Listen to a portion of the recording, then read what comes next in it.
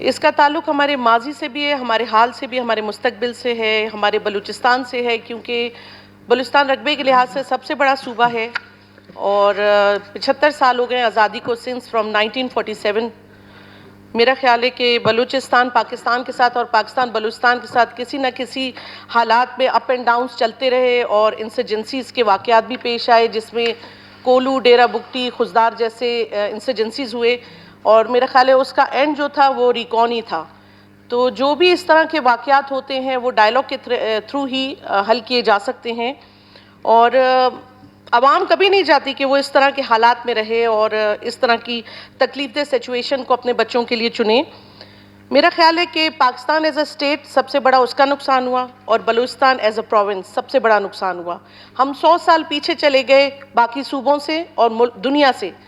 آج اگر ہم دیکھیں تو ہم پسماندگی کے اس کونے میں پڑے ہوئے ہیں جہاں پر تعلیم ہی نہیں ہے، جہاں ہیلتھ نہیں ہے، جہاں روڈز نہیں ہیں، جو ہمارے بچے حقدار ہیں، ہماری یوتھ حقدار ہے، ہماری جنریشن ساری جو جوان ہو رہی ہے ان کو کچھ بھی یہاں پر دستیاب نہیں ہے، کوئی ٹیکنیکل ووکیشنل سینٹرز اور چیزیں۔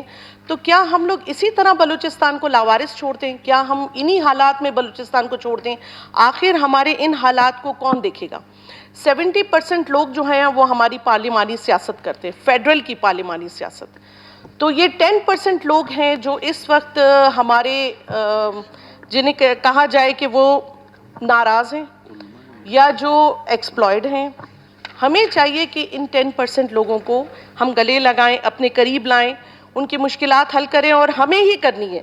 کوئی باہر والا آ کر ہمارے مسئلے حل نہیں کرے گا، ہمیں اپنے مسئلوں کو خود دیکھنا ہے، اور یہ ڈیوٹی بنتی ہے ہماری لیڈرشپ کی، ہمارے سی ایم کی، پارلیمان میں جتنی بھی پارٹیز بیٹھی ہیں ان سب کا حق بنتا ہے کہ بلوچستان کے اپنے ان بھائیوں کے مسئلے ہم سولو کریں۔ اب دیکھیں جب خون بہتا ہے، چاہے وہ پہاڑوں کے لوگوں کا بہے چاہے یہاں فوجیوں کا بہے، وہ دونوں خون ہمارے ہیں۔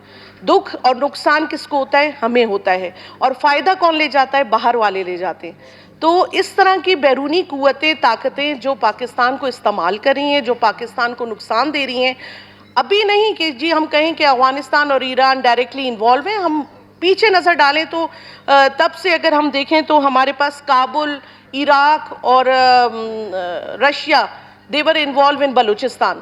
تو why in بلوچستان؟ کیوں بلوچستان ہی سب کو نظر آتا ہے، اور بلوچستان پہ ہی سب کیوں اپنی نظر کر کے بیٹھیں؟ کیونکہ ہم وسائل سے مالا مال ہیں، اور ہم کیوں نہ ہم سب ایک آن بورڈ ہو کر اپنے ہی وسائل کی جنگ خود کیوں نہ لڑیں؟ ہم فیڈرل سے اپنا حق کیوں نہ خود لے کر آئیں؟ اس طرح ہمیں ہمارا حق کیا ملے گا؟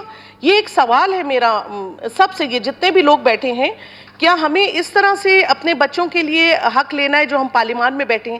ہمارا فرض بنتا ہے جتنے بھی فیڈرل کے یہ سیاستدان ہیں جو بلوچستان سے تعلق رکھتے ہیں، ان سب کو اس یکجاں ہو کے اس آواز پہ میرے ساتھ دینا ہے، اور ایک پارلیمانی کمیٹی کی میں یہاں پر پرزور درخواست کروں گی کہ ایک پارلیمانی کمیٹی بننی چاہیے جو فوری، جس پہ ساتھ ہم آن بورڈ اپنے پاک آرم فورسز کو بھی لیں اور اس ایشو کو خدارہ سولو کریں۔ ہماری مائیں، بہنیں، بچے دربدر ہیں، تعلیم سے دور ہیں، صحت سے دور ہیں، تمام خوشیوں سے دور ہیں، تو کیوں نہ ہم اپنے ان تمام بہن بھائیوں کو اپنی ہر خوشی میں ساتھ لے کر چلیں۔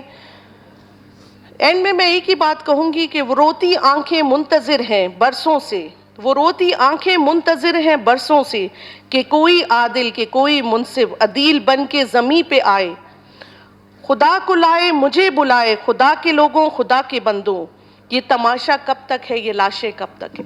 تو اٹس اے ریکویسٹ کہ آج جو ثنا بلوچ صاحب قرارداد پیش کریں وہ منظور ہونی چاہیے۔